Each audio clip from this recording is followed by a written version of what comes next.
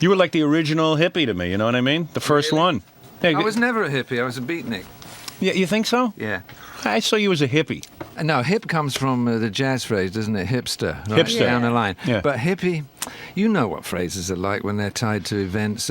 After a while, they get a little bit... I always figured you had like the best life, man. Am I the hippie? Okay, I'll be a hippie. Yeah, you're a hippie. There's no way of changing it, really. No, you can't get out of it. No, it's stuck. It's there. Okay, I'm a hippie. And your life has been very full, as a matter of fact. We were just talking about your two kids, I know. And you have a second marriage or something. I have 5 kids. Oh, you have 5? 1 marriage, 5 kids. I have 2 American kids, which are very visible. They were brought up in Hollywood. I didn't bring them up. Ione and Donovan. You never were married to their mother. No, is that true? it was a rebound relationship between 2 periods in my life when I met my teen muse who's sitting in the other room, Linda. I met her in 65. But you've been married like 20 years, right? Yeah. Yeah. I met Linda Lawrence in 65. She had this kid with Brian Jones, the first sensationalized relationship. Did you know about that? No, I didn't know that. It was a love at first sight. Yeah. During 1965, I was in love with Linda all the way. And then she couldn't make another relationship straight away, so we parted. 4 years in the 60s, a magic spell held us apart. What happened was I wrote all my songs for her. She put me on the chart. She's the teenage muse. During that period, I was on the rebound all over the place. Right. Every woman that I met, I wanted to make into Linda. It was impossible, of course, but I had 2 children over a period of 4 years. Then Linda and I met again, magically. Then we had 3 children, so I got 5. I like that you call your wife your teen muse. I like that. Yes. A muse is a painter paints a girlfriend or a wife again and again and again. Oh, a you're really in love. songwriter writes songs for one woman again and again and again. Well, you're really in love, and man. yes. Check this out. You want me to sing a bit? Yeah, you do it. You do it. Let's do a couple of greatest hits, and we'll talk about your new record. Thanks. Well, after that great intro by Howard. Thrown like a star in my vast sleep, I opened my eyes to take a peep, to find that I was by the sea, gazing with tranquility. 'Tis then when the hurdy-gurdy man comes singing the songs of love. Then when the hurdy-gurdy man comes singing the song of love. Hurdy-gurdy, hurdy-gurdy, hurdy-gurdy-gurdy, he sang. Hurdy-gurdy, hurdy-gurdy, hurdy-gurdy-gurdy, he sang. This is the song for Linda, right? Okay. This is the one.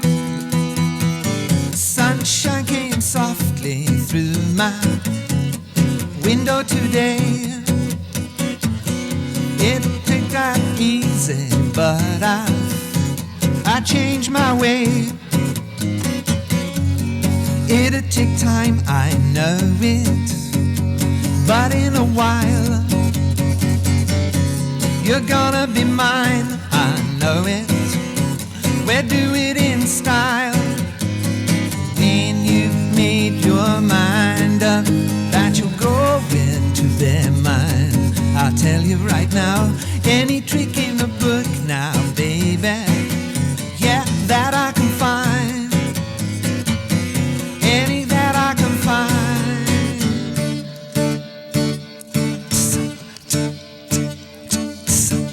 Studio, gonna sing along. I'm just mad about saffron. Saffron's mad about me.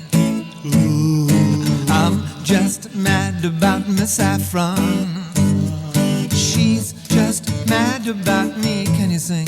They call me Mellow Yellow. Quite slim. Listen to this, Rick. Call me Mellow Yellow. Quite slim. They call me Mellow Yellow. How'd I do? Pretty good. For a rehearsal. Electrical banana. It's gonna be a sudden craze. Ooh, electrical banana. It's gonna be the very next phase. They called it Mellow Yellow. Right, rightly. They call me Mellow Yellow. Right, slim. They call me Mellow Yellow. Oh yeah, they call me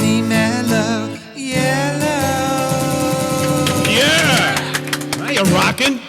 What the hell was a hurdy-gurdy man anyway? We were talking about this morning. It's a guy who used to come into town with a very strange instrument 200 years ago. He wound it up with a handle, but it wasn't an organ. It had a wooden wheel that bowed strings, and he was the hurdy-gurdy man. But did you have like a drug reference there? Was that supposed to be the hurdy-gurdy man, in fact, was Maharishi, and all teachers that bring the message at the right time for millions, and he sure did. Then again, I'm a hurdy-gurdy man because I sang songs of the mystic.